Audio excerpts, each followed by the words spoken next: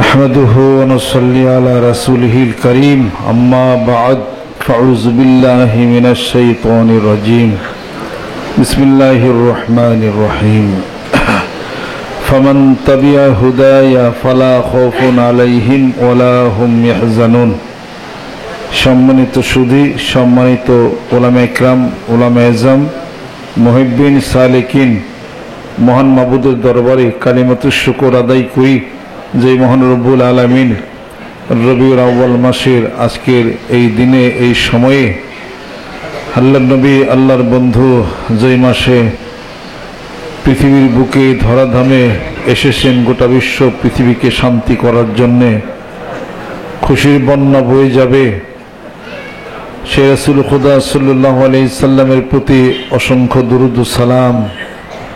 সৈয়দুল মুরসালিন, শাফিউল মুজনবিন, রহমাতাল লিল আলামিন মুহাম্মদ মুস্তাফা সাল্লাল্লাহু আলাইহি ওয়াসাল্লাম, যিনি আপনার আমার পরপারের কান্ডারি, যিনি শাফায়াতকারী, যিনি মাফের উসিলা হয়ে সোনার মদিনাতুল মুনাওয়ারাতে জান্নাতের টুকরায় হায়াতে নবী হিসাবে আছেন, আপনার আমার অপেক্ষায় মাফ করবেন, ক্ষমা করে দিবেন আল্লাহর পক্ষ থেকে। জোরে কোন সুবহানাল্লাহ। ওই আখির জামানের নবীর উম্মত হয়ে আল্লাহ পাক আমাদেরকে রাখছেন, আল্লাহ পাক আমাদেরকে হায়াতে জীবন জিন্দিগিতে বাঁচায় রেখেছেন। পৃথিবীর বুকে আমরাই আগে জান্নাতে যাব। জোরে কোন সুবহানাল্লাহ। আল্লাহ পাকের দরবারে শুকরিয়া আদায় করি।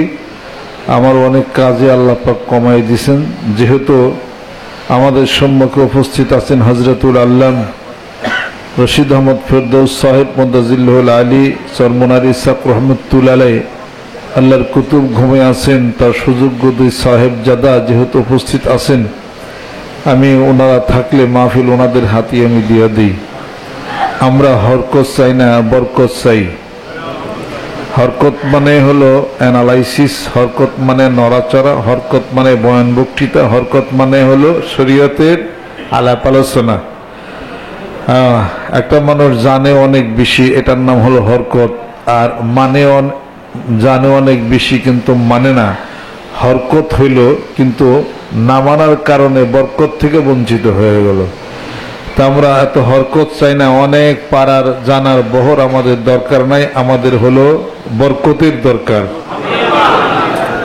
তো বরকত যিনি দিয়া গেছেন মানিকগঞ্জ দরবার শরীফে, আপনার আমার দরদি বন্ধু ওই দরবার শরীফের দক্ষিণ চত্বরে জান্নাতের বাগিচায় ঘুমাইসে আছেন।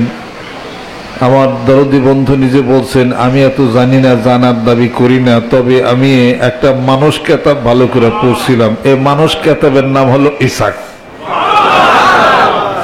মানুষ কেতাব, মানুষের উপরে কেতাব নাজিল হয়, গাছের উপরে নাজিল হয়েছে? লাউ আনজালনা হাযাল কুরআনা আলা জাবালিন লারাআইতাহু খাশিয়াম মুতাসাদ্দিআম মিন খাশিয়াতিল্লাহ। আল্লাহ রাব্বুল আলামিন ইরশাদ করতেছেন, যদি কোরআনুল কারীমকে আমি পাহাড়ের উপরে নাজিল করতাম, অবতীর্ণ করতাম, তোমরা দেখতে যে কোরআনুল কারীমের ভয়ে পাহাড় টুকরা টুকরা দীর্ণ বিদীর্ণ হয়ে যেত। ওই কোরআনুল কারীম নাজিল হলো একজন মানুষের উপরে। জোরে কোন সুবহানাল্লাহ। স্বয়ং খোদা দুরূদ পড়েন যার উপরে, শুধুই মানুষ ভাবলি তারে কেমন করে, যার বিকাশে খোদার প্রকাশকে সেই জনা, ভাবলি রসুল তাই তো মনের ঠক গেল না। কোরআন নাজিল হয় যার উপরে। জোরে কোন সুবহানাল্লাহ। তিনি কি আপনার আমার মতোই কি মানুষ? আল্লাহ নবী সাল্লাল্লাহু আলাইহি সাল্লাম নিজে ইরশাদ করতেছেন, কুনতু নাবিয়ান ওয়া আদম বাইনাল মাই ওয়াত তিন। আমি তখনও নবী ছিলাম যখন আদম এবং হাওয়া আলাইহিস সালাতু ওয়াস সালাম মাটি এবং পানির মধ্যে মিশ্রিত ছিল, আমি তখনও নবী। জোরে কোন সুবহানাল্লাহ। তাহলে পরে আল্লাহ নবী সাল্লাল্লাহু আলাইহি সাল্লাম হাদিস শরীফের মধ্যে ইরশাদ করেন, লাস্তুকা হাইয়াতিকুম ইন্নী আবিতু ইনদা রাব্বি ইউতইমুনি রাব্বি ওয়া ইয়াসকিনি। জোরে কোন সুবহানাল্লাহ। আল্লাহ নবী সাল্লাল্লাহু আলাইহি সাল্লাম ইরশাদ করতেছেন, আমি তো তোমাদের মতো নই, আমি অত্যন্ত গোপন ভাবে আমার পরওয়ারদিগার সাথে আমার সাক্ষাৎ লাভ হয়, আমার সাথে মোলাকাত হয়, আমি তার সান্নিধ্যে যাই। আমার পরওয়ারদিগার, আমার আল্লাহ আমাকে খাওয়ান আর পান করান। জোরে কোন সুবহানাল্লাহ। তা সেই নবীর উম্মত আমরা হইছি, এটা অত্যন্ত দুর্ভাগ্যের বিষয়। না সৌভাগ্য? সেই সৌভাগ্য আল্লাহ পাক এনায়েত করেছেন রবিউল আউয়াল মাসের এই মিলাদুন নবী, আল্লাহ নবী সাল্লাল্লাহু আলাইহি সাল্লামের জন্মদিন। তারপরে জন্মগ্রহণ করার পরে 63 বছর জীবন জিন্দিগিতে তার সিরাত আরম্ভ হয়েছে, তার জীবন চরিত, তার ছোটবেলা, তার যৌবন বয়স, তার আল্লাহ নবী সাল্লাল্লাহু আলাইহি ওয়াসাল্লাম কর্মজীবন, এরপরে হিকমতের জীবন, মক্কি জীবন, মাদানী জীবন, তার জিহাদি জীবন, আধ্যাত্মিক জগৎ, সব কিছু মিলিয়ে নবী সাল্লাল্লাহু আলাইহি সাল্লামের একটা জীবন ব্যবস্থা শুরু হয়েছে। এটা হলো সিরাতুন নবী। জোরে সুবহানাল্লাহ। সিরাতুন নবী সাল্লাল্লাহু আলাইহি সাল্লাম। মানিকগঞ্জ দরবার শরীফে মিলাদুন নবীরও সমর্থন করি, সিরাতুন নবীরও আমরা সমর্থন করি। আসুন বন্ধুরা, মানিকগঞ্জ দরবার শরীফের নেতৃত্বে আমরা বরকতের কথা বলি। এত হরকত আমাদের নাই, এত জানার বহর নাই, এত পারিও না, তবে আল্লাহর খাস বান্দাদের সাথে বসে বসে কিছু বরকত হাসিল করি। জুরিকন সুবহানাল্লাহ। হাফিজ হুজুর রহমতুল্লাহ আলাইহি দেওবন্দ মাদ্রাসার বারান্দাতে হাঁটতেছিলেন, আর আশরাফ আলী থানভী রহমতুল্লাহ আলাইহি চলছেন। হাফিজ হুজুর রহমতুল্লাহ মাথার রুমালটা নিয়ে তার পিছনের ওই ধুলাগুলি মুছতেছিলেন, পায়ের ধুলাগুলি মুছতেছিলেন। আশরাফ আলী থানভী রহমতুল্লাহ বলতেছেন, হাফিজি তুমি কিয়া করো? বলতেছেন যে হুজুর मैं तो सिर्फ बरकत हासिल करने के लिए हूँ। এত বরকত হাসিল, একটা বরকত নিতেছি। জোরে সুবহানাল্লাহ। তো বুজুর্গানের দিনের মাহফিল এবং মসজিদ যেখানে হয় ওখানে বরকত হয় এবং ওখানে জান্নাতের গন্ধ পাওয়া যায়। জোরে সুবহানাল্লাহ। এই যে জান্নাতের গন্ধ পাওয়া যায় মেসাক, জোরে সুবহানাল্লাহ। এই যে জান্নাতের সুবাস পাওয়া যায় পাগড়ি, জান্নাতের সুবাস পাওয়া যায় জয়নামাজ, জান্নাতের সুবাস পাওয়া যায় দস্তরখানা, এগুলো হলো জান্নাতের এক একটা হলো ঠিকানা। জোরে সুবহানাল্লাহ। আশের কাজে বরকতপূর্ণ দুই আল্লাহ পাকের কুতুবের দুই সন্তান উপস্থিত আছেন। বরকত, ওনারা বরকত দিবেন, আমরা বরকত নেব। বেশি জানার দাবি করলে অজানা নামক সাগরের মধ্যেই ডুইবা মরতে পারে। আর বেশি জানছে ওই ব্যক্তি, তিনি শুধুই বলেন আমি অজানা নামক সাগরের মধ্যে কেবল আমি হাতছানি দিতেছি, যে জানার হয়তো কিছু আশা আমি করি। অনেক জানে সেই যে অজানাকে স্বীকার করে, আর যে বলে কিছুই জানা আমার হলো না। গোটা বিশ্ব পৃথিবীর বুকে জানার বহর করলে তো লাভ নাই। আল্লাহ পাক বলেন এত জানার দাবি কেন করো? সামান্য জানাই তো জানাইছি। ওমা উতিতুম মিনাল ইলমি ইল্লা কলিলা। আল্লাহ রব্বুল আলামিন বলতেছেন আমার মহাজ্ঞান সমুদ্রের মধ্য থেকে ও পৃথিবীর মানুষ সামান্য একটু জ্ঞান, একটু ইলম আমি তোমাদেরকে দিয়েছি। জোরে কোন সুবহানাল্লাহ। কাজে জ্ঞানের অত বহরের দাবি নাই, এত হরকতের দরকার নাই, বরকত হলো আমাদের দরকার এবং প্রয়োজন। জোরে কোন ঠিক কিনা? কাজে বরকত যুগ পরম্পরায় নবী রাসূল আম্বিয়া আলাইহিমুস সালাতু ওয়াস সালাম থেকে বরকত হয়ে আসছে। এরপরে আল্লাহর উলিরা, জাকিরিন, শাকিরিন বান্দারা, রাসূলের মুহিব্বিন, সালিকিন যারা আছেন, রাসূলের প্রেমের ভালোবাসার পাগল যারা, ওদের কাছে গেলে রাসূলের ভালোবাসার একটু গন্ধ পাওয়া যায়। জোরে কোন সুবহানাল্লাহ। ভালোবাসা থাকলে ওই গন্ধ পাওয়া যায়। রাসূলকে ভালোই বাসি নাই, ভালোবাসার গন্ধ পাওয়া যাবে না। জোরে কোন ঠিক কিনা? আল্লাহ রাব্বুল আলামিন আমাদেরকে যেন কবুল ও মঞ্জুর, আল্লাহ পাক যেন কোরআনের বাকি আলাপ আলোচনা মাগরিবের পর হবে ইনশাআল্লাহ তাআলা। নতুন পুরাতন যারা আসছে সকলে গায়ে দেন হেদায়েত হাত ধরি, গুনার জন্য তওবা করি। যদি কেউ নিয়ত করেন আমি এখন বয়াত বা মুরিদ, আমি এখন হয়ে গেলাম। কোন আউযু বিল্লাহি মিনাশ শাইতানির রাজিম। বিসমিল্লাহির রহমানির রহিম। तौबा क़यामत शबूरित बातों से और शबूरित कामों से और बैत क़यामत ऊपर हाथ मोहम्मद मंजरुल इस्लाम सिद्दीकी खलीफा अलहास हजरत मौलाना मोहम्मद अजहरुल इस्लाम सिद्दीकी साहिब की आई मेरे मौला इस तौबा और इस बैत कबूल फरमा। যারা বায়াত মুরিদ হইলেন 2 বেলা জিকির করেন, লা হাওলা বিসমিল্লাহ পড়েন, পানি খান বেশি বেশি, বাসি পেটে ওইটা 2 গ্লাস পানি খান, 80টা রোগের উপকার হবে ইনশাআল্লাহ তাআলা। বাসি পেটে পানি খান, ক্যান্সার সেরে যাবে, জরুরি কনসার্ন হয়। পানি বেশি বেশি খান আর ভাত খুব চাবায়া খান। হাদিস শরীফের মধ্যে আল্লাহ নবী সাল্লাল্লাহু আলাইহি ওয়াসাল্লাম বলেন, তোমরা তরল পদার্থকে চুষে খাও, তরল পদার্থকে চিবাইয়া খাও, চুষে খাও। 1 গ্লাস পানি না ডক ডক করে গিলা খেয়ে ফেলালেন, এটা কোনো নিয়ম না, আস্তে আস্তে চুষে চুষে খাইতে হবে। এটা খান আর বেশি বেশি চাবিয়া চিবিয়া খান, শক্ত ভাত খায়েন না। এখন তো শরীরে শক্তি আছে, শক্ত খেলেও অজমায়, তাই না? যাক না কে বয়স 60-এর উপরে, দেখি শক্ত খাইয়া পারেন কেমন। আমি ওই কৃষ্ণদিয়া ছিলাম, তা একজনের নাম ওই ওখানে, তো উনি ওখানে ওর কাজ করতেছে, তা আমি ভিতর থেকে বলতেছেন যে পরে বাহিরে আমি খাবার নিয়ে দিলাম, ধান কাটে আর কি একজন লোক আর কি। তো খেয়াল করলাম যে এই খাবার কার জন্য, বাইরে একটা রাখাল রাখছি, ও তো ধানের বোঝা নিয়ে আসতেছে, সেই খাবে। তো খেয়াল করলাম ওখানে কমপক্ষে 3 জনের খাবার। পরে দিলাম যে এইগুলো কি আপনি একাই খাবেন? আর কইন না দোলামিয়া, খাওয়া পইরা গেছে। মনে মনে ভাবি খাওয়া পইরা গেছে, তাই 3 জনের খাবার একসাথে। আমার কয় জুয়ান কালে খাইয়া পারতাম বেশি, আমার কতটি ওই 1 কেজি চালের ভাত, আর এখন এখন আধা কেজি খাই আর কি। কিছু বললাম না, দাঁড়িয়ে দাঁড়িয়ে দেখলাম এইরকম 1 গামলা ভাত আর যাইয়া খাইলো আর কি। কয়েক বছর পরে ওনার সাথে আমার দেখা, এই আমার কি খবর, কি কয় দুলামি আর শেষ। কয় কি ওই আগে তো 1 কেজি চালের ভাত খাইছি, আর সারাদিন করে 1 মোট খাই। কে খাওয়া গেল কনে?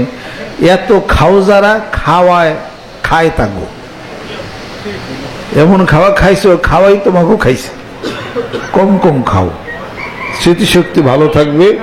বেশি চাবিয়া খাও, মেটাবলিকগুলি শক্ত থাকবে। এই বয়সে যাও খাইবা, বৃদ্ধ বয়সে তাই খাইতে পারবা। পেটটারে রেস্ট দাও। ইঞ্জিনে যদি পারে 1 মন, তারে যদি দাও আধা মন, ইঞ্জিন বেশি টিকবো কিনা? বেশি টিকবে। যে ইঞ্জিন পারতেছে লোড নিতে পারে 1 মন, কিন্তু তুমি যদি তার আধা মন দাও, তাহলে ইঞ্জিনটা ভালো থাকবো না বেশি? ইঞ্জিন লোডই নেই 1 মন, তার মধ্যে দেও 10 মন, কয়দিন পর হুইয়া পড়বো। এটা তো ইঞ্জিন আর কি। মনাতর দেহগরি সন্ধান করে বানাই আছে কোন মিস্ত্রি।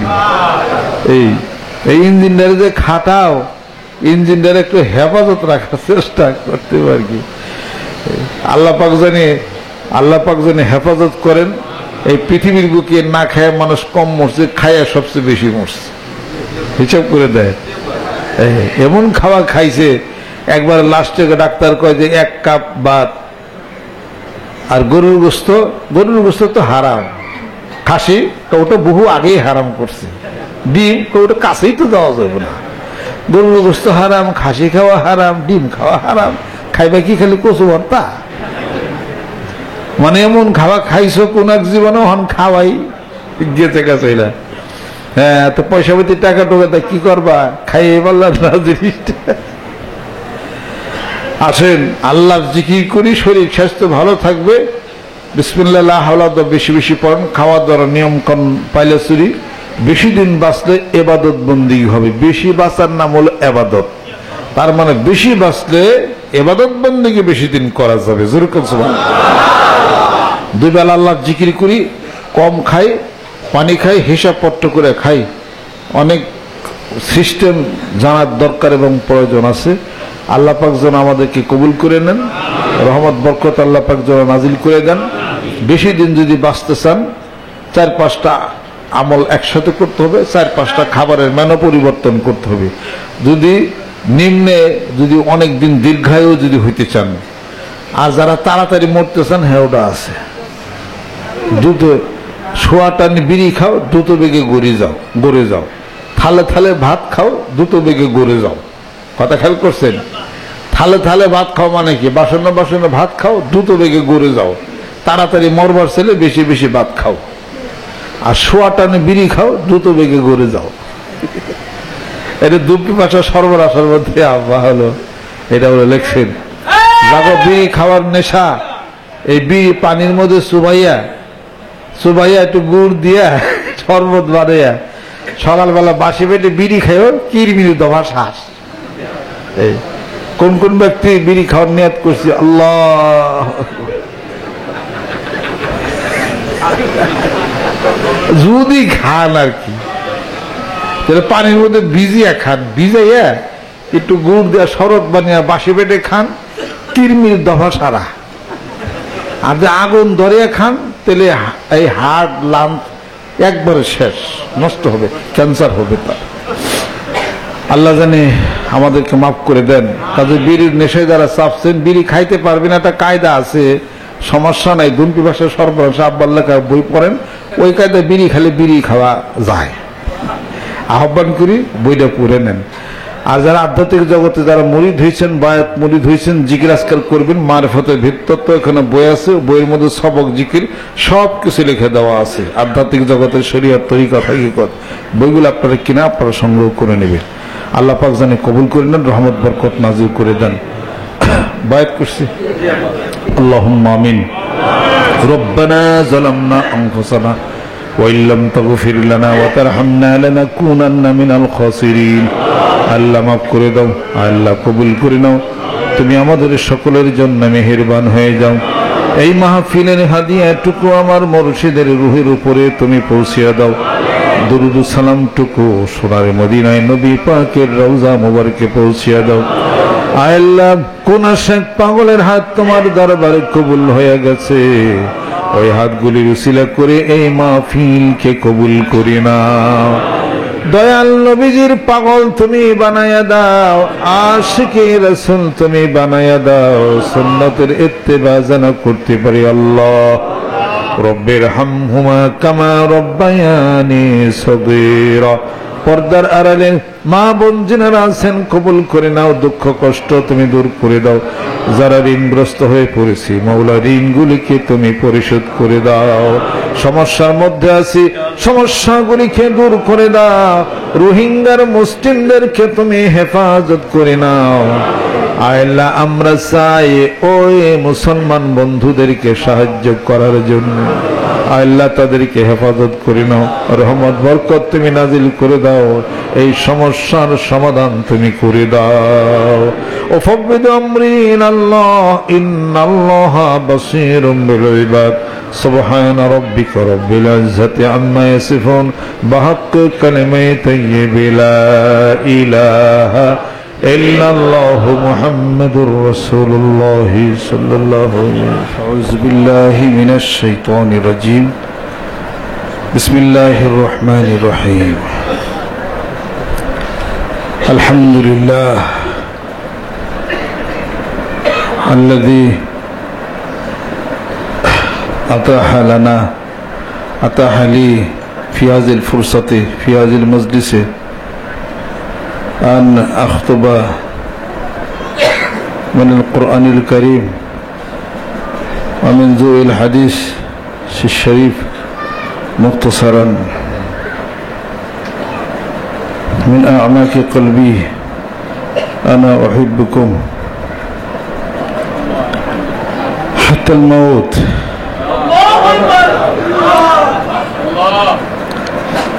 الله পাক যেন কবুল করেন। সম্মানিত উলামা ইকরাম, সম্মানিত হাজিরিন,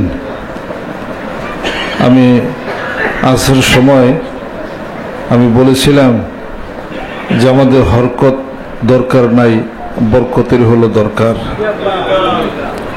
এই পৃথিবীর বুকে বরকতের অভাব। সংসার আছে, টাকা আছে, পয়সা আছে, স্বামী স্ত্রীর দাম্পত্য জীবনও ঠিক আছে, কিন্তু রহমত বরকত নাই।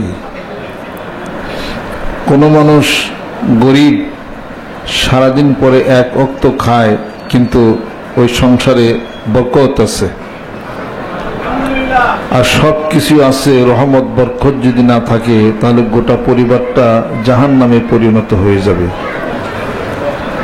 কাজে আল্লাহর পক্ষ থেকে এই সংসারের স্বামী স্ত্রীর বন্ধন, ছেলে সন্তানের এই বন্ধন, এটা রহমত হতে পারে, এটা গজবের হতে পারে। রহমতের আশা করি, আল্লাহ পাক রহমত দিবেন ইনশাআল্লাহ তাআলা। আল্লাহ রাব্বুল আলামিনের নিদর্শনের মধ্য থেকে একটি নিদর্শন সূরা রুমের মধ্যে আল্লাহ পাক ঘোষণা করেন, ওমিন আয়াতিহি আন খালাকা লাকুম মিন আনফুসিকুম আজওয়াজাল লিতাসকুনু ইলাইহা وجعل بينكم مودة ورحمة إن في ذلك لآيات لقوم يتفكرون। আল্লাহ পাক বলেন, স্বামী স্ত্রীর প্রতি এই গভীর আকর্ষণ আমি আল্লাহর পক্ষ থেকে একটি রহমতের নিদর্শন। যৌবনকালে বিবাহ করেছিলে, একটু কি বুদ্ধি আকল খাটাও না? আফালা ইয়াতাদাব্বারুন। এই যৌবন চলে গেল, ওমান নুআম্মিরহু নুনাক্কিসু ফিল খালকি আফালা ইয়াকিলুন। সূরা ইয়াসিন শরীফের মধ্যে আল্লাহ পাক ঘোষণা করেন, অন্যত্র ঘোষণা করেন সুম্মা লিতাকুনু শুয়ুখা, বৃদ্ধ হয়ে গেলা। অন্যত্র ঘোষণা করেন হাত্তা যুরতুমুল মাকাবির, কবরের সঙ্গে দেখাদেখি হয়ে যাবে। বিবাহ করলে কেন? সংসার জীবন হলো কেন? যৌবনের জন্য যদি বিবাহ করে থাকো, এখন তো যৌবন শেষ, এখন তো বৃদ্ধকাল, তোমার সেই শরীরের উদ্যমতা উচ্ছ্বসতা নিষ্প্রভ হয়ে গেল, তাহলে তুমি তোমার সংসারকে পরিত্যাগ করো। আল্লাহ পাক বলেন যে তোমার জীবনের একটি সময়, একটি ক্ষণ তুমি পার করে গেলে, এরপরে বয়স যখন বেশি হয়ে গেল, আমি আল্লাহর পক্ষ থেকে স্বামী স্ত্রীর মহব্বত আরো বাড়াইয়া দিলাম। এইবার তুমি বৃদ্ধ আর তোমার স্ত্রী বৃদ্ধা, কেউ কেউ কি ছাড়া আর বাঁচে না। যেরকম ঠিক কিনা? যুবক যুবতীর মধ্যে ঝগড়াঝাটি লাগে, কিন্তু এক বৃদ্ধ আরেক বৃদ্ধার মধ্যে তর্ক বিতর্ক লাগে না। ওই বৃদ্ধা মহিলা যিনি আসেন স্ত্রী, তার স্বামীর জন্য কাতর হয়ে বসে থাকে যে আমার স্বামী কোন সময় আসবে। আর এই বৃদ্ধ ব্যক্তিটি তার স্ত্রীর জন্য অপেক্ষা করে যে সে কোন সময় বাড়িতে আসবে। এই রহমত, এই বরকত কে দিলেন? আল্লাহ দিলেন। ওই বরকতের দরকার আছে না নাই? আমরা সেই বরকতটাই তালাশ করি। বরকতপূর্ণ অনেক সম্মানিত মেহমান আমাদের সম্মুখে উপস্থিত আছেন, ওলামা একরাম, ওলামায়ে দ্বীন, সুধীজন, অনেক জ্ঞানের অধিকারী, অনেক ভাবুক মানুষ, অনেক দর্শন যাদের মধ্যে আছে। অনেককে আপনারা চিনেন না, না চিনেরই কথা, কিন্তু আমি চিনি। এখানে অনেক বিজ্ঞ ব্যক্তিত্ব, অনেক শিক্ষিত এবং অনেক জাননেওয়ালা মানুষ এখানে বসা আছেন, চুপ করে আছেন। একটাই কারণ, বরকত নেওয়ার জন্য। জোরে কোন সুবহানাল্লাহ।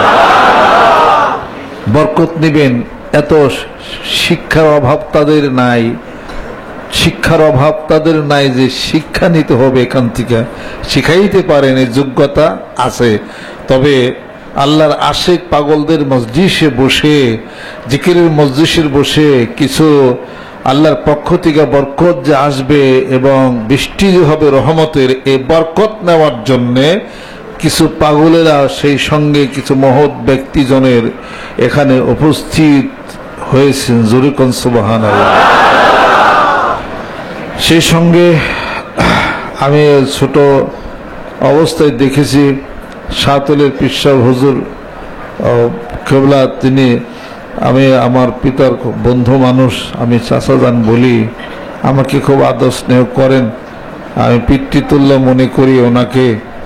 এই দুটি জিনিসে আমি ওনাকে খুব সম্মান শ্রদ্ধা করি, আর যতটুকু দায় দায়িত্ব পালন করার চেষ্টা আমি করি। একসাথে আব্বা বসে একসাথে পান টান খাইতেন, ওই জর্দা দিয়া, ওই পানও এখন উনি খানে, জর্দা উনি এখনো খান। অতীত জীবনে সেই স্মৃতিগুলো আমার এখনো মনে পড়ে। দুইজনে অনেক গভীর আলাপ আলোচনা, কথাবার্তা বলছেন একসঙ্গে। এই অনেক বিশাল জীবনের অনেক ইতিহাস আছেন।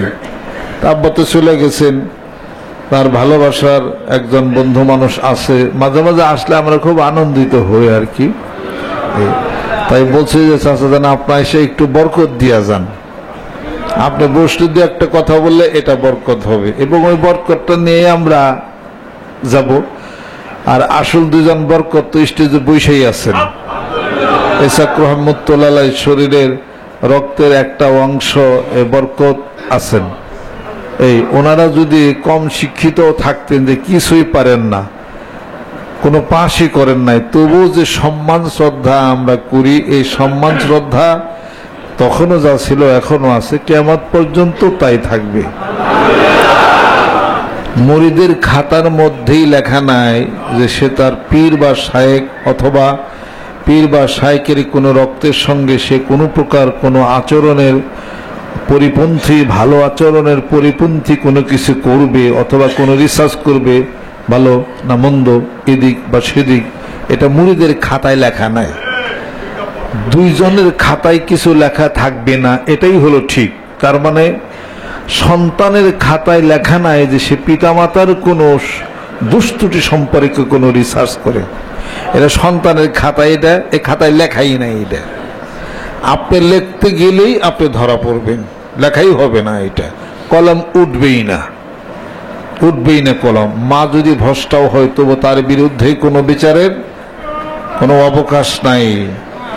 আর পিতা তো পিতাই, পিতা এখন কম শিক্ষিত, 5 পাস করছে, আপনি বিশাল ডিগ্রি নিয়েছেন, বিশাল অফিসার হয়েছেন, তাহলে পিতা চেয়ারের নিচে বসে থাকবে, আপনি সন্তান চেয়ারে থাকবেন নি? জোরেখন অত পিতাকে বলবেন নাকি যে তুমি কি বুঝো 5 পাস, এটা বলবেন নি?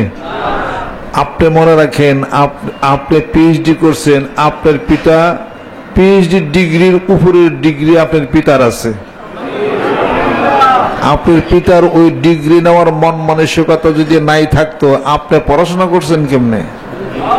আপনার পিতা যদিও 5 পাস, যদিও 4 পাস, কিন্তু আপনাকে বিশাল শিক্ষিত করার, বিশাল উঁচু লেভেলের একটা সমাজের প্রতিষ্ঠিত মানুষ গড়ার একটা মনের পরিকল্পনা তার অন্তরের মধ্যে ছিল, যে ইন্সপিরেশন দিয়ে আপনাকে পিএইচডি ডিগ্রি পর্যন্ত নিয়েছে। বিধায়ী আপনার আগে আপনার পিতা পিএইচডি ডিগ্রি করছে।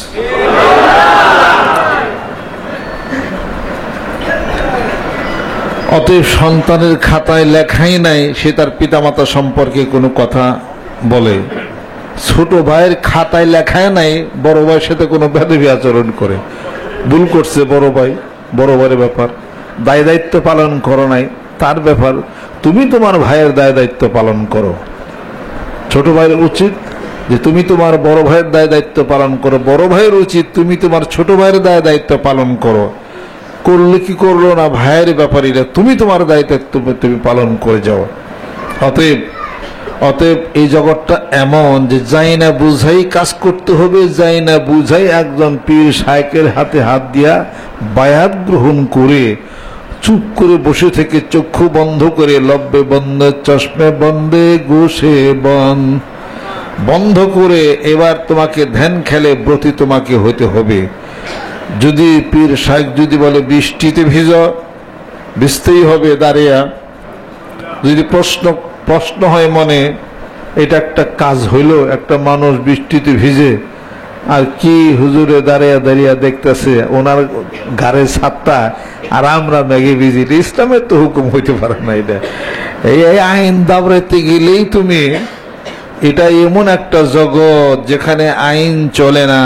আইন যেখানে চলে না, ভালোবাসার প্রচন্ড গতিময় তার ঘোড়া যেখানে চলে, আইনের গতির ঘোড়া সেখানে কদম তার কম ফেলতে হবে। আইনের গতির ঘোড়া গতি যেখানে স্তব্ধ হবে, এটাই হলো প্রমাণ ভালোবাসার ঘোড়ার গতি বাড়বে তখন। এই জন্য আমার দরদি বন্ধু বলেছেন, আজব দেশের আজব রীতি, বাগে সাগে হই প্রীতি, রাজা সেথাই গরু চড়ায় রাখাল সিংহাসনে বসে, মন তোমারে নিয়ে যাব সেই না কলির দেশে, পোস্ট অফিসের নাম মায়াপুর, চিঠি ছাড়লে যাই বহুদূর, মালিক পাইল বিয়ারিং হইয়া ফিরা আসে, মন তোমারে নিয়ে যাব সেই না কলির দেশে। আজব দেশের আজব নদী, জোয়ার ভাটা নিরবধি, সেই পানি দেখিবি যদি বস্তু হবে উজান বেচে, মন তোমারে নিয়ে যাব সেই না কলির দেশে। প্রমাণ আছে না নাই? কাজে কাজে এই জগতের মধ্যে এটা হলো উল্টা জগতের হিসাবপত্র। মানিকগঞ্জ দেবেন্দ্র কলেজের ইকোনমিক্সের হেড অব দ্য ডিপার্টমেন্ট ছিলেন ব্যারিস্টার সাহেব, আমার পিতা। এই কাজে উনি চরমোনায় ইকোনমিক্স শেখার জন্য যান নাই, এত বাংলা শেখার জন্য যান নাই, উনি গেছিলেন মানুষ হওয়ার জন্য আর একটা মানুষকে তালাশ করার জন্য। যেরকম সুবহানাল্লাহ, এত দূর থেকে গেছেন, কিছু ফল টল নিয়ে গেছেন। যাওয়ার পরে ফজলুল করিম সাহেব পেশাবুজুর যিনি চলে গেছেন চরমোনায়, তিনি ওখানে বসা। আব্বা গেছেন ওখানে, প্রফেসর মানুষ, এত দূর থেকে গেছেন, ইসাক রহমতুল্লাহ আর পার মধ্যে কাদা টাদা ভরা, খুব কষ্ট করে গেছেন। যাওয়ার পরে দাদা হুজুর কেবলা ইসাক রহমতুল্লাহ বলতেছেন যে ব্যারিস্টার সাহেব এত কষ্ট করে আইছেন, কি আনছেন? হুজুর কিছু ফল টলে কয়, এখন কবে চলিয়ে যাইবেন? এই কয় যে হুজুর বিদায় দিয়ে চলে যাইতাম। ঠিক আছে আপনি যান। তখন ইসাক রহমতুল্লাহ ছেলে দাঁড়ানো বাড়ির ভিতরে যায়, বলতেছেন কই বাবাজান আপনি একটা কাম করলেন, একটা পেশারে মানুষ আইছে, ব্যারিস্টার সাহেব এত বড় একজন মানুষ, এত দূরে থেকে সে মানিকগঞ্জ থেকে আইছে, একটা ফল টল লয়ে আইছে, পার মধ্যে কাদা ইটি, দুপুরে কিছু নাস্তা করতে কইলেন না, আর কিছু খাওয়ান দিতে হইবে না, এত ভদ্রতাও আছে। কহা সৈয়দ তুমি তো ঠিকই কইছ। কই দেহ দিন গেছে নাকি? হুজুর ব্যারিস্টার সাহেব তো চলিয়া গেছে। চলিয়া গেলে দুপুর একটু খাওয়ান দাওয়ান দরকার আছে। কয় সৈয়দ তুমি মোটে বুঝবা না, আমি ব্যারিস্টার সাহেবরে স্যাক দিছি, অত আমার কাছে আইছে আধ্যাত্মিক জগতে ওরে পুরা দিছি। কাঁচা ঠিলা বানাইয়া কুমারে বানাইয়া আগুনের মধ্যে পুরা দেয়। যেরকম ঠিক কিনা? ব্যারিস্টার সাহেবের দিয়ে আল্লাহ পাক অনেক খেদমত লইবে, পাত্র সৃষ্টি করতে হইবে না? হ্যাঁ পুরা দিছি, মুই কি জানি না যে মেহমানদারি করতে হইবে? মোর সুন্নতের জ্ঞান তো আছে, কিন্তু এরা অন্য জগৎ। হ্যাঁ পুরা দিছি, আমি ব্যারিস্টার সাহেবের পুরা দিছি। হ্যাঁ গেছে গেছে, হ্যাঁ যদি মুড়ি টিকা যায় হ্যাঁ হ্যাঁ জন্য ভালো হইবে। পরে কইছে যে নামাজ কি জামাতে নামাজ পড়ছেন পাইছিলেন? ব্যারিস্টার হুজুর আমনে গোসল করছেন, লুঙ্গি ধুইতেছিলাম, লুঙ্গি ধুইতে যে নামাজ তো পাই নাই, জামাত আড়াইছি। কয় জামাতে নামাজ আড়াইলেন কা?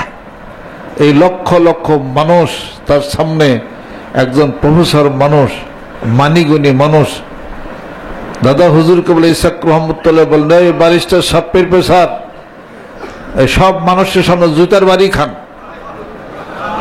নামাজ জামাতে কামাই দিলেন কা? এটা তো কথা হইল? তা এটা আব্বা জুতার বাড়ি খাইলেন।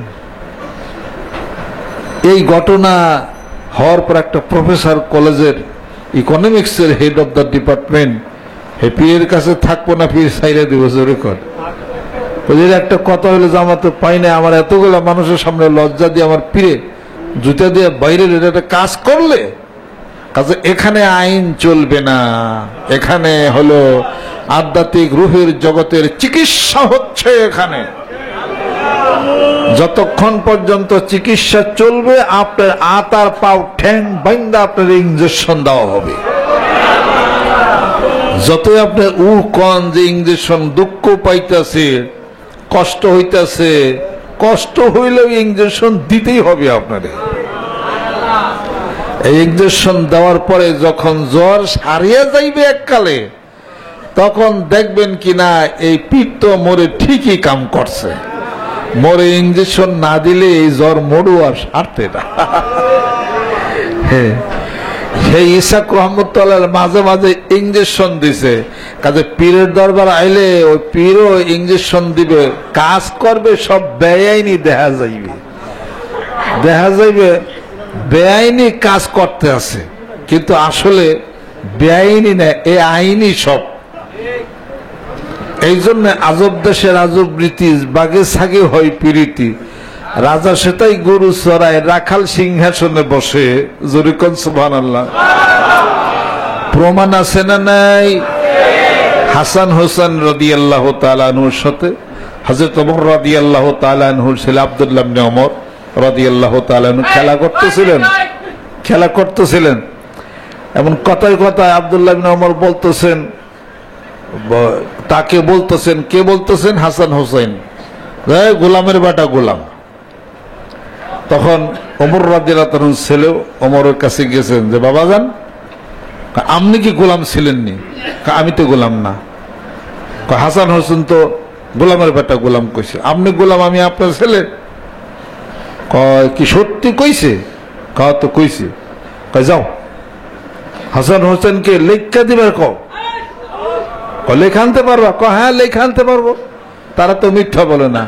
গেছে যাবার বলতেছেন যে ওমর রাদিয়াল্লাহু তাআলার ছেলে, মোরে যে গোলামের বেটা গোলাম কইছ, হ্যাঁ লেখা দিতে পারবা? কয় আনো কাগজ। কাগজে লেখছে গোলাম ইবনে গোলাম। তার মানে একটা ডিগ্রি আরো বাড়াইয়ে দিছে। তুমি গোলাম, ওমর গোলাম, হ্যাঁ বাপেও গোলাম। আসলে কোন গোলাম ছিলেন না, কৃতদাস ছিলেন না হযরত ওমর রাদিয়াল্লাহু তাআলা। কাগজ লিখে আনছে। কয় বাবা, এই যে কাগজ লিখে দিছে হাসান হোসেন, আপনার আমার দাদাও নাকি গোলাম আছে। কয় আমরা তো কোনো গোলাম ছিলাম না, তো লিখে দিছে হাসান হোসেন। লেখা দিছে। ওমর রাদিয়াল্লাহু তাআলা আনহু কাগজটা হাতের মধ্যে নিয়ে বুকের মধ্যে লাগায় বলতেছেন যে, আব্দুল্লাহ, তুমি বুঝবা না, হাসান হুসাইন তারা যে আমাকে গোলাম বলে স্বীকার করে নিছে, কাগজটা আমার মাপের জন্য হাসরের ময়দানে এটাই সার্টিফিকেট। আরে গোলাম বলে কবুল করছে। আইনি না বেআইনি? এই জগতে ওইটাই চলে। হযরত আলী রাদিয়াল্লাহু তাআলা আনহু আল্লাহর নবী সাহাবা থেকে ফেরার পথে, খাইবার থেকে ফেরার পথে সাহবা নামক স্থানে আল্লাহর নবী একটু হয়রান পেরেশান হয়ে গেলেন। হযরত আলী রাদিয়াল্লাহু তাআলা আনহুর পায়ের মধ্যে মাথা রেখে ঘুম এসে গেলেন। আসরের নামাজ পড়েন নাই, তখনও হযরত আলী ডুবে গেল বেলা। ঘুম থেকে ভেঙে আল্লাহর নবী বলতেছেন, আলী রে, এখনো আসরের নামাজ আদায় করো নাই। হযরত আলী রাদিয়াল্লাহু তাআলা আনহু বলতেছেন, ইয়া রাসূলুল্লাহ, আমি আলী যদি আসরের নামাজ আদায় করি, আমার নবীর ঘুমের ভাঙন হয়ে যাবে। আমার নবীর ঘুমটা তো ভেঙে যাবে। বেলা ডুবুক, আর আসর নামাজ আমার দরকার নাই। আল্লাহর নবী বলতেছেন, আলী রে, সূর্য এখনো ডুবে আছো, আমার আলী এখনো আসরের নামাজ আদায় করে নাই। কথাটি শোনার সঙ্গে সঙ্গে সূর্য আগের জায়গায় উঠে গেল। হযরত আলী নামাজ পড়লেন, বেলা ডুবে গেল। এটা কোন আইন? জোরে কোন? জীবন দিয়ে ভালোবাসতে হবে।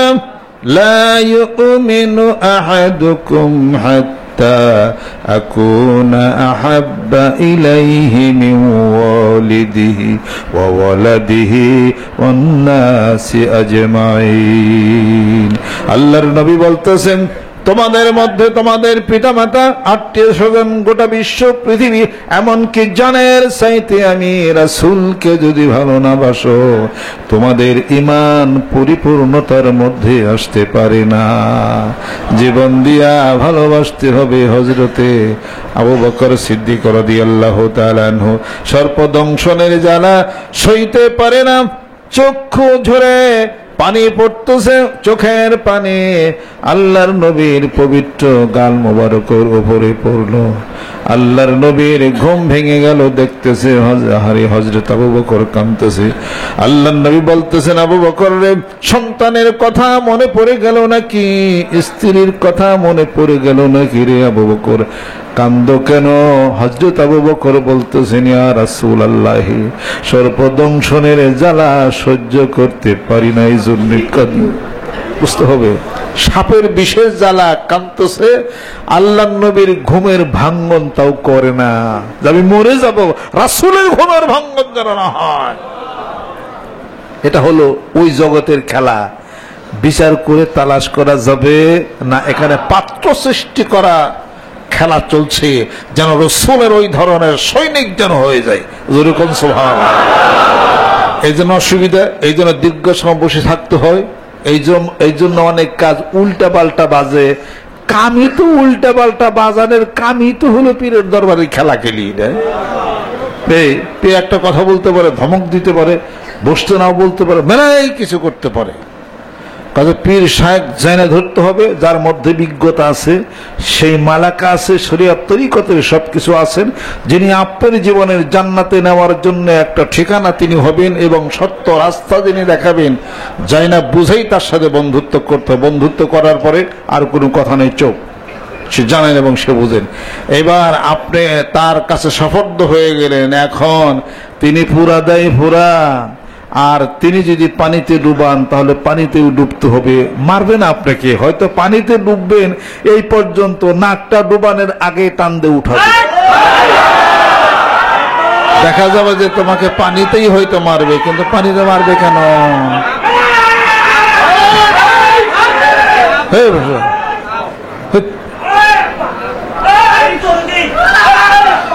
কাজে হিসাব পট্ট করতে হবে, নিরিখ ঠিক রাখতে হবে, আর এই কথা চিন্তা চেতনা করতে হবে। এই জন্যে মাটির পাত্র বানালে, এখন পাত্র যদি বলে আমাকে পোড়া দেওয়া যাবে না, হবে না, আমাকে মন্থন করা যাবে না, হবে না, কোদাল দিয়ে কোবান যাবে না, হবে না, পানিতে ডুবান যাবে না, হবে না, সবকিছু করতে হবে তোমাকে।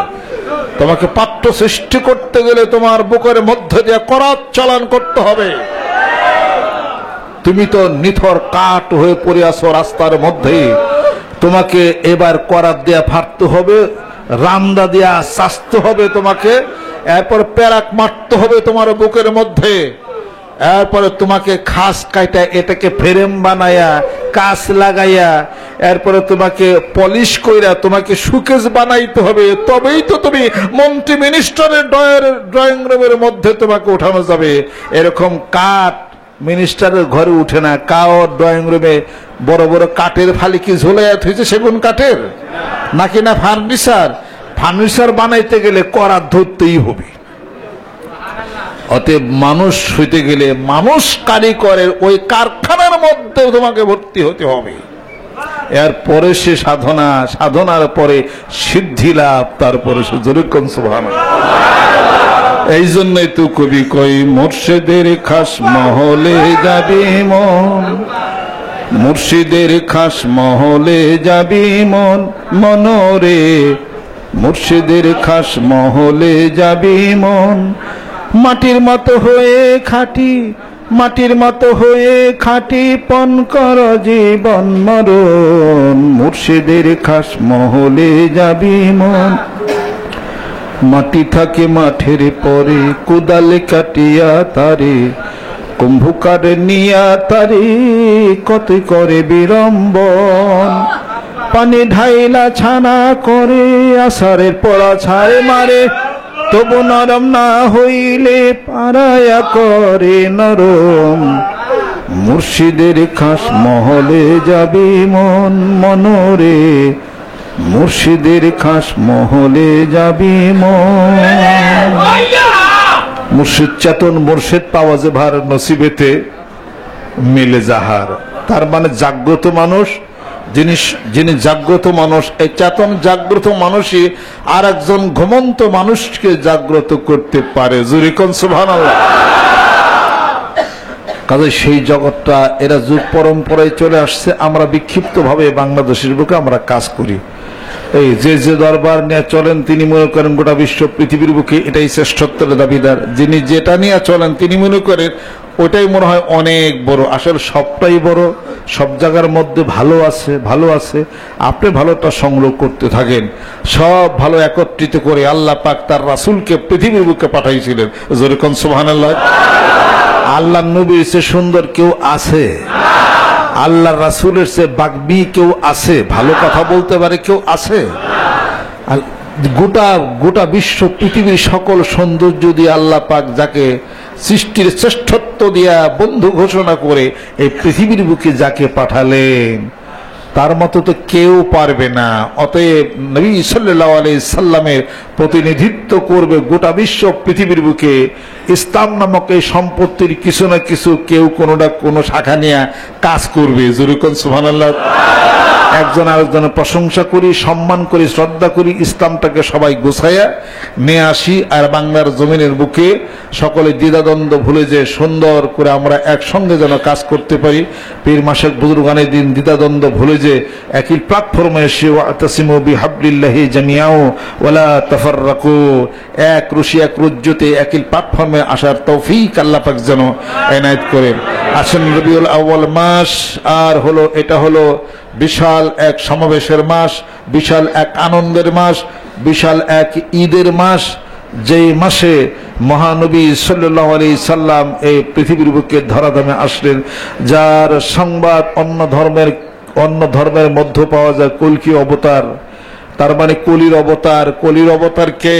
মুহাম্মদ মুস্তাফা সাল্লাল্লাহু আলাইহি সাল্লাম, যিনি শাশ্বত নবী, যিনি শান্তির প্রতীক, শান্তির দূত, যার সম্পর্কে যারা তার জেন্ডা ভেস্তার মধ্যে উল্লেখ করেছেন, নাইট আহমদ ডেগোইডেম ফ্রেম রেওমি স্পিটাম যারা টুষ্টম ভিঙ্গম অ্যাফ্রিটিম ইউনেড হক হাহি হিউম্যান ঘাট ভ্যাকাং ঘাট হুসিন নেট অ্যান্ড হুডিয়ে নেট, যার সম্পর্কে বিশাল এক ভবিষ্যৎবাণী করেছে, যার সম্পর্কে তাবিহিমিয়ারি করেছে, যার সম্পর্কে ঋগ্বেদের মধ্যে আছে, অথর্ব বেদের মধ্যে, উত্তরণ বেদের মধ্যে আছে, যার সম্পর্কে আগেই ভবিষ্যৎবাণী করেছে কে? শ্রীমতী গৌতম বুদ্ধও করেছে। আমি আপনাদের খেদমতে আরজ করতে চাই, আসেন আখরি জামানের নবী সাল্লাল্লাহু আলাইহি সাল্লামের উম্মত হয়ে তার শাফায়াতের আশা করে আজকে নবুয়তের রিসালাতের পরে বেলায়েতের মস্তদে বসে গোটা বিশ্ব পৃথিবীর বুকে তথা বাংলার জমিনের বুকের আনাসে কানাসে পীর মাসেক বুজুর্গানে দিন যারা কাজ করতেছেন, সম্মান এবং শ্রদ্ধা করি। মানিকগঞ্জ দরবার সেই ক্ষুদ্র পরিসরে সামান্য কাজ আমরা করে থাকি। আল্লাহ পাক যেন কবুল এবং মঞ্জুর আল্লাহ পাক যেন করেন। মাঝে মাঝে অনেক বড় বড় হাস্তি আমাদের সম্মুখে উপস্থিত হন, তাশরিফ এনায়েত করেন। আমরা সকলে আন্তরিক মোবারকবাদ, সম্মান এবং শ্রদ্ধা জানাই।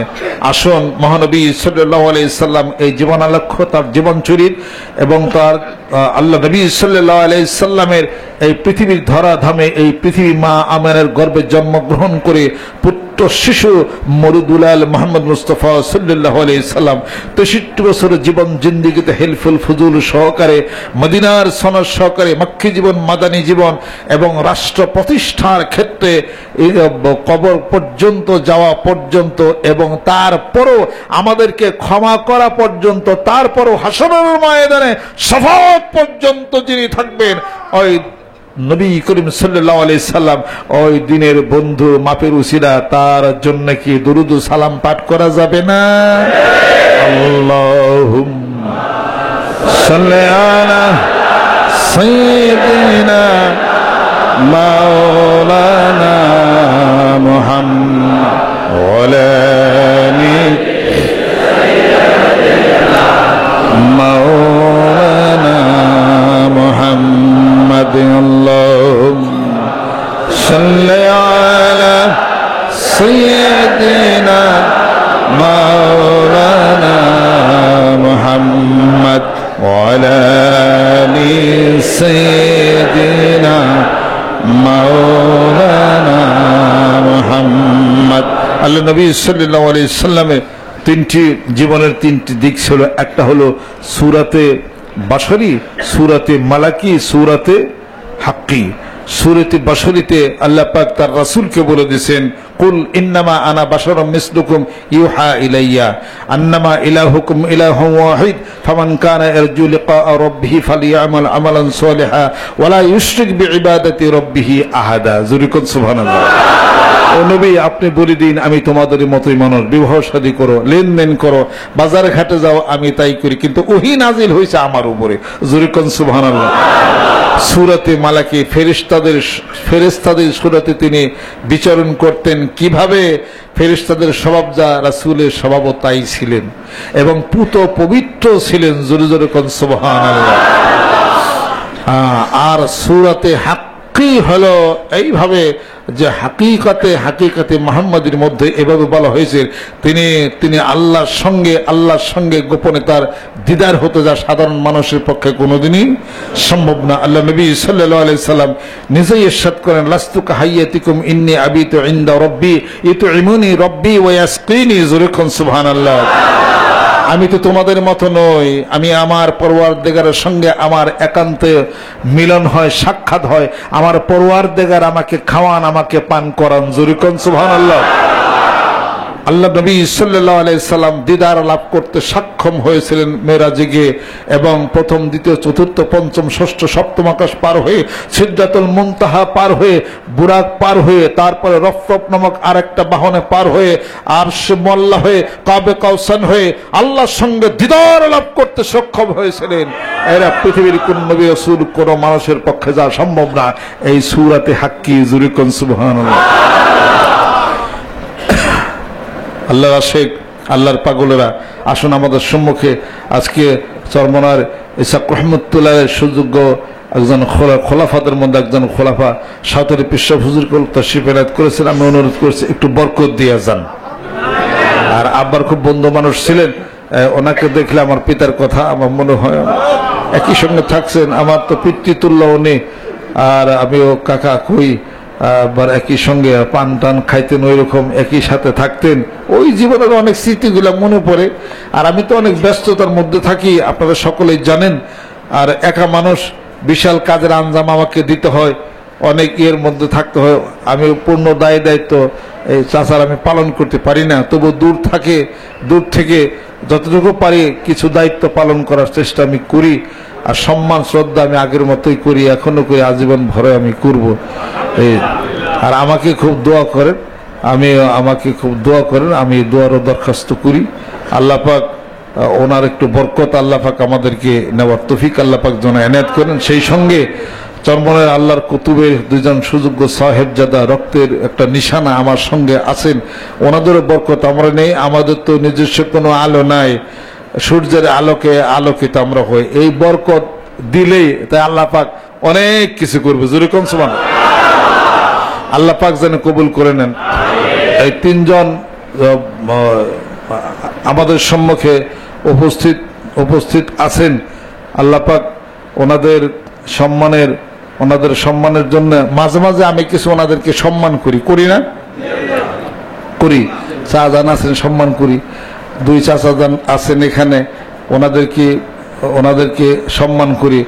আপনি সম্মান করেন, আপনি সম্মানিত হবেন এবং আপনার সম্মান বেড়ে যাবে। আদর করেন, আদরের পাত্র হবেন, এটাই হলো নিয়ম। তার মানে আপনি যখন কাউকে ভালোবাসবেন, সম্মান করবেন, এটা একটা ধাক্কা লাগলে এই সম্মানটাই আপনার দিকে ঘুরে আসবে। গোটা বিশ্ব পৃথিবীর মানুষ কিয়ামত পর্যন্ত একবার যদি সুবহানাল্লাহ না বলে, আল্লাহর কি কোনো ক্ষতি হবে? সাব্বাহাতু সুবহানাল্লাহ। আল্লাহ পবিত্র। আমরা অনেক বললাম আল্লাহ পবিত্র না, তাতে কি আল্লাহ অপবিত্র হয়ে গেল? অনেক বললাম আল্লাহ পবিত্র হয়ে গেছে, তাহলে কি আল্লাহ আগে নাপাক আছেন নাকি? তাহলে আমি বলতেছি কেন? তার মানে আমাকে পবিত্র হওয়া দরকার, আমাকে আলহামদুলিল্লাহ শুকরিয়া আদায় করার দরকার।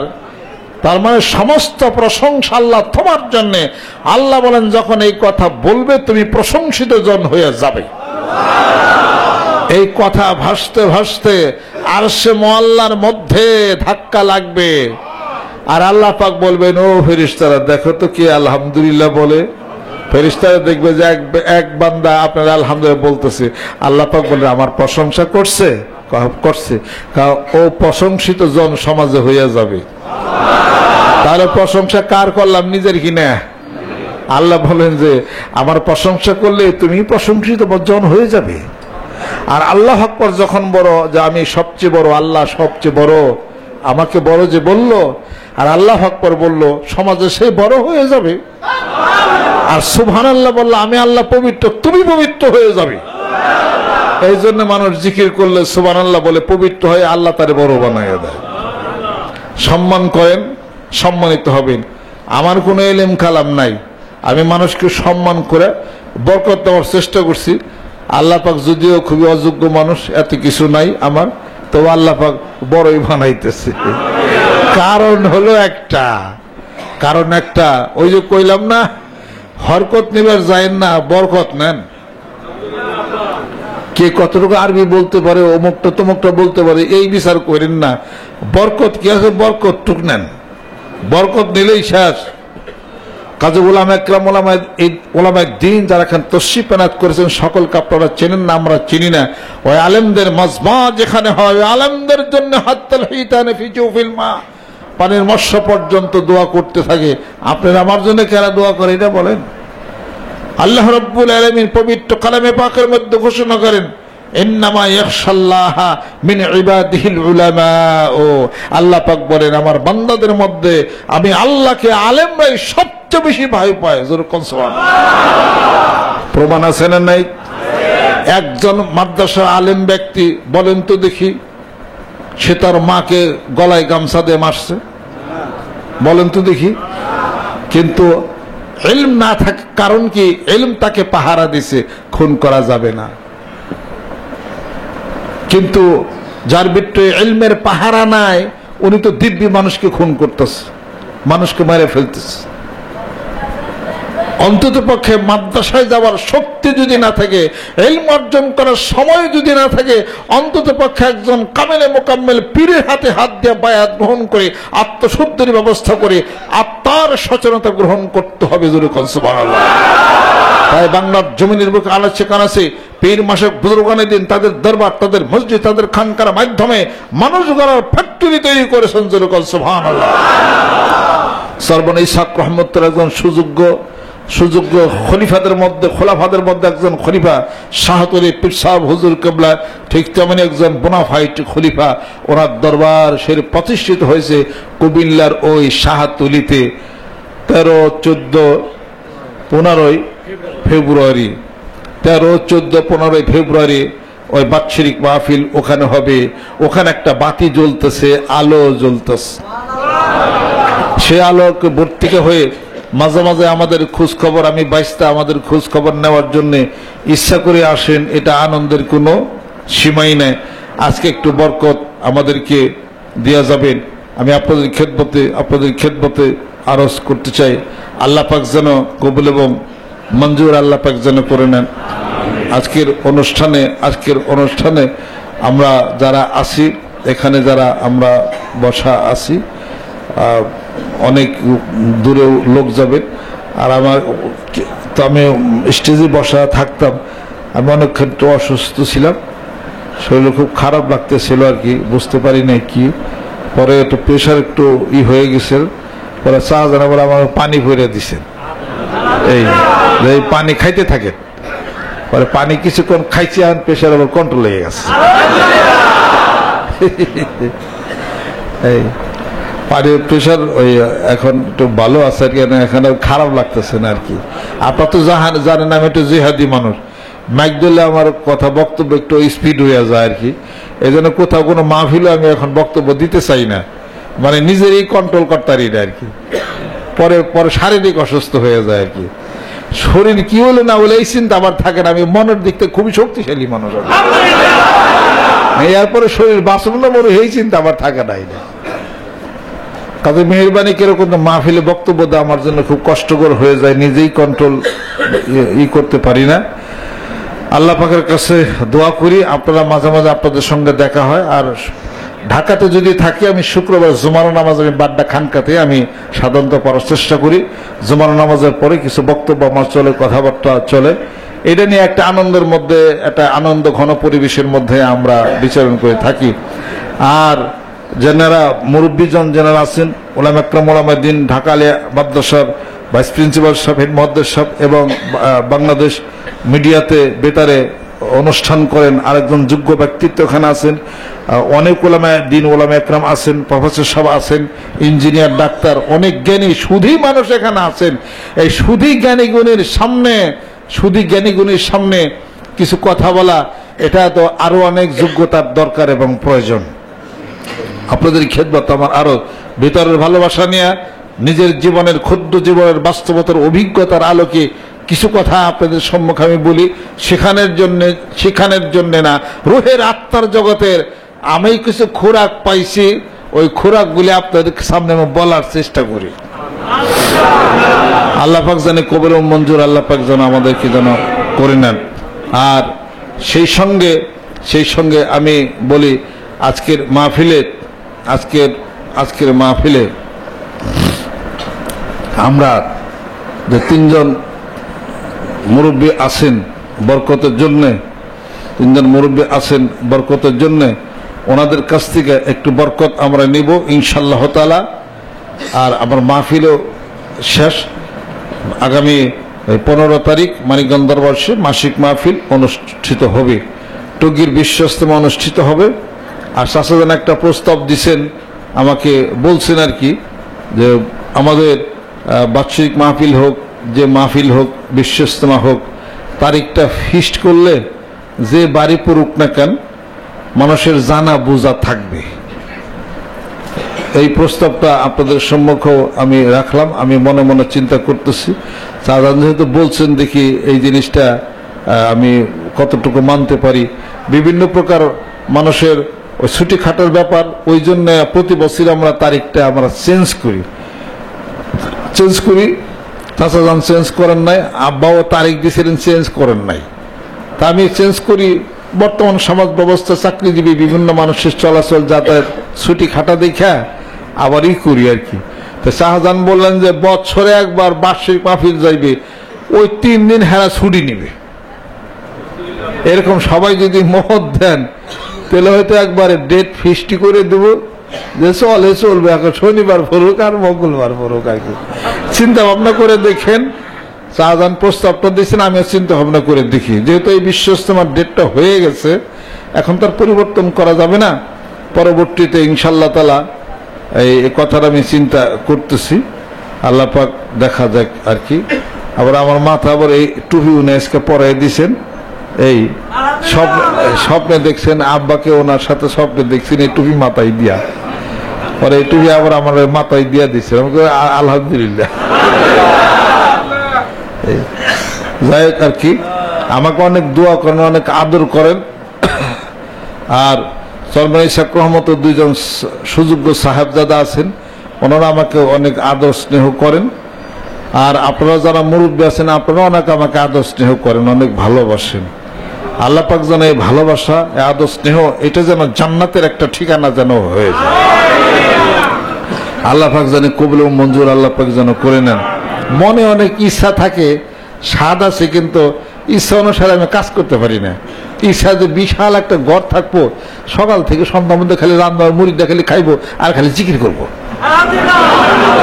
কিন্তু জায়গাও কম। আবার এত লক্ষ লক্ষ মুড়ি কারে কোনটাতে খাইবার দেওয়া, জাল বেশি কম হইব নাকি না নুন হইব নাকি না, দেখা গেলো চাইলে হয় নাই, বা কিছু বেশ কম হয়ে গেল গা। কেমন পীরের বাড়িতে আইলাম, তারিখের খিচুড়িটা ভালো হয়েছিল, তারিখের বেশি সুবিধা নাই, কোনটা কি, এই নানান চিন্তা চেতনা করতে করতে খিচুড়ির মধ্যে আমি যাই না। যা খাইবেন আপনি হোটেল বাড়িতে দেখান গা। এই আর এখানে যতক্ষণ আসবে ততক্ষণ ধ্যান, খেল, তাফাক্কুর, তাদাব্বুর, বেলায়েতে উস্তা, সুগরা, দরাত, মালামাত, মালাসাত, এগুলো দিয়া গৌর ফিকিরের মাধ্যমে কেমনি করে জিনিসটা নেওয়া যায়, এই চিন্তা চেতনাই শুধু আমাদের মধ্যে থাকে।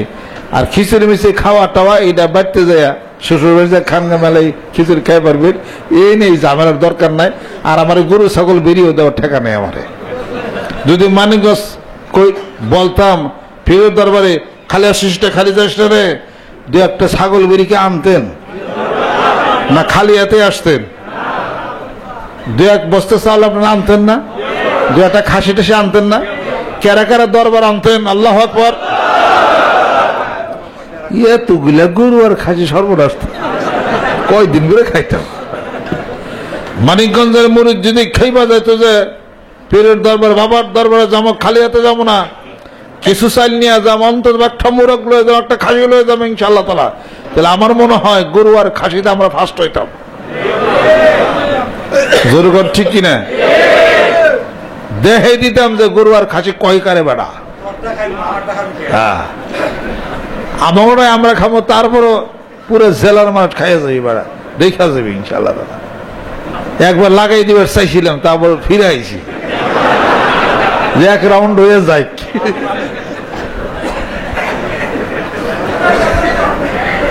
আল্লাহ পাক যেন কবুল করে দেন। জেকেরের চোটপাট দেখেই তো বোঝা যায়, যদি খাসি গরু আনতাম তাহলে হেটার চোটপাট আমাকে কম হতো না, বেশি হইতো। জেকের দেখে বুঝো না, জেকের দেখে বুঝো না তোমরা। যাই হোক, আল্লাহ পাক যেন কবুল করে নেন। তখন শুয়ে আসছিলাম, খুব খারাপ লাগতেছিল। আমি আস্তে আস্তে আসতাম, তারপর চাচা জানে সে বৈশা রয়েছেন। আমি কি একজন বেয়াদব, একজন মুরব্বী আসছেন, আব্বার বন্ধু মানুষ আইসে বৈশা রয়েছেন, আমি যা 3 তলা শুয়ে রইলাম। আমার খুবই খারাপ লাগতেছে, উঠতেই পারতেছিলাম না, অসুবিধা লাগতেছিল। এরপর ওষুধ খাইছি, তারপর নিচে এসে আমাকে পানি ভরে দিয়েছেন, পরে এখন একটু ভালো লাগতেছে আর কি। এখন মানে একটু ভিতরে স্পিড পাইতেছি আর কি। আর আপনাদেরকে বরাত করাবো না, প্রায় 11টা বাজে। আমি শাহজাহানের কাছ থেকে একটু বরকতান কিছু আলাপ আলোচনা ইনশাআল্লাহ তাআলা শুরু